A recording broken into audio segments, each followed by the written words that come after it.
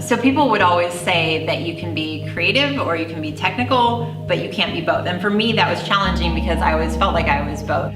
I like to say, ever since the Renaissance, we've been trying to put barriers between different disciplines and different forms of learning and different forms of specialization. All we've done is cordoned everything off, and now it's breaking back down, and that's critical. Art and technology are important because they're really inseparable from our human existence. From the beginning of time as human beings, we've found ways to express ourselves, to express ideas, and to express our perspectives about the world around us and who we are as human beings. So art really allows us to do that, and technology allows us to create that art. For me, art and technology are the same. They've always been intermixed, and they've always been a part of how I approach the world and how I use creative tools.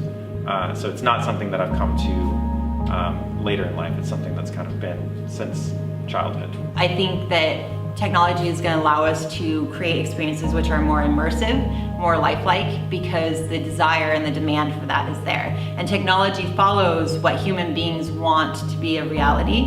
So I think we're going in the direction of being able to create technology that will create experiences which are more lifelike. I think of technology as a creative medium, and I also think of it as a place for process.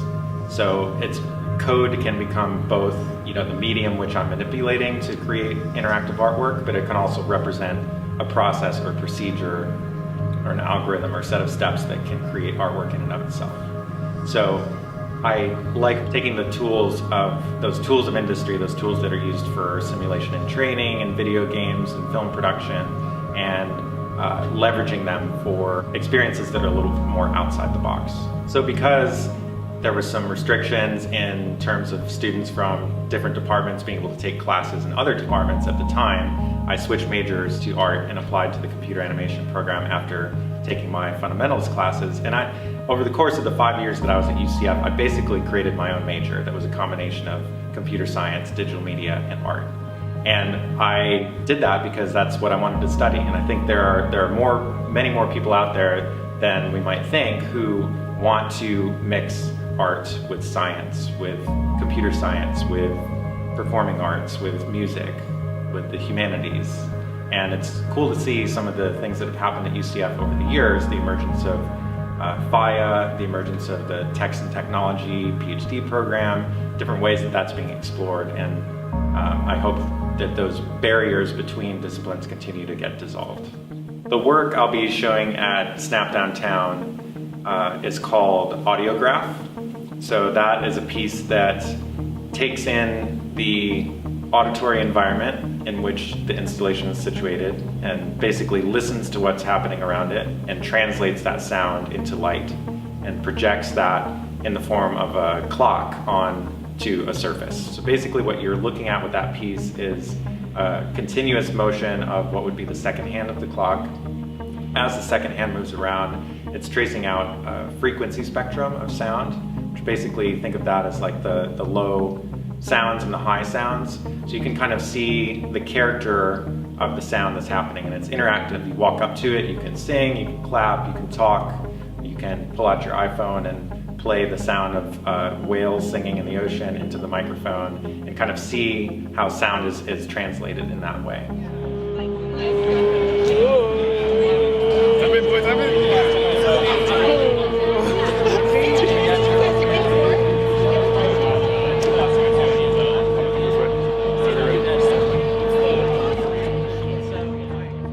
At the show coming up, or the show in April, Perceptions and Reality 2, I have the interactive work Conduit, which is an interactive sound installation, as well as some cymatics prints and some 3D print work.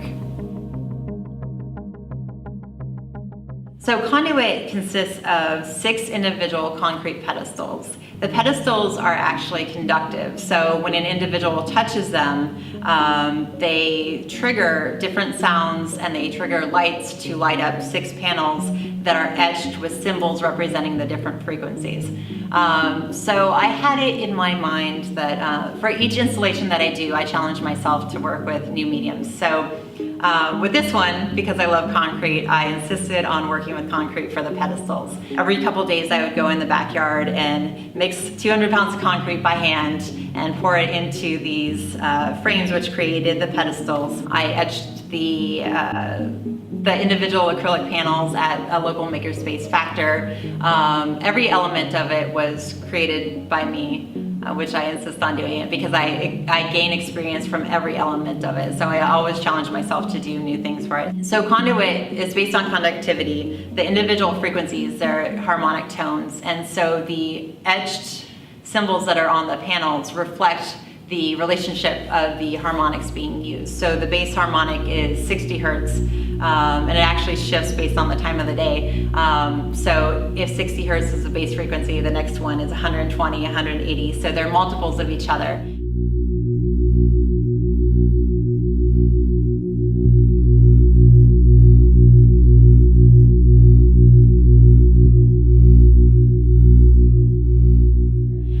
So the etched symbols on the acrylic panels show the relationship between those harmonic frequencies, so people can see visually how the sounds relate to each other as they're hearing them in the headphones, and they all have a collective experience together. All the work that I have in Snap is a body of pieces that I've made within the past, I don't know, 3 or 4 years.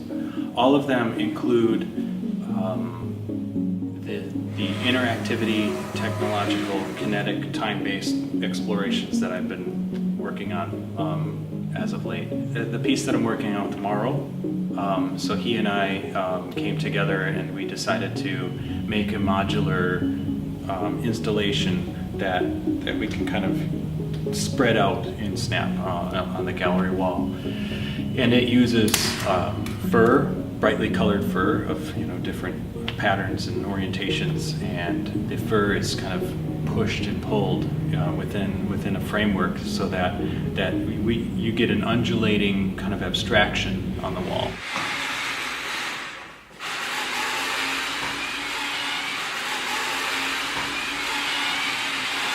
I guess I give this advice universally, not just with technology, but that is, don't give up and don't be afraid to fail. Because no matter what you're working with, whether high-tech or low-tech, if you're not practiced, you never really get it. You never really go beyond a certain point. So I love to tell students that the best thing that can happen to you is a failure, because you don't learn from a success. You learn from the mistakes you made, you figure things out, you know what not to do. Sometimes the mistakes inform other things and give you new ideas that you wouldn't have if you followed all the rules. So don't give up and don't be afraid to fail. Keep trying.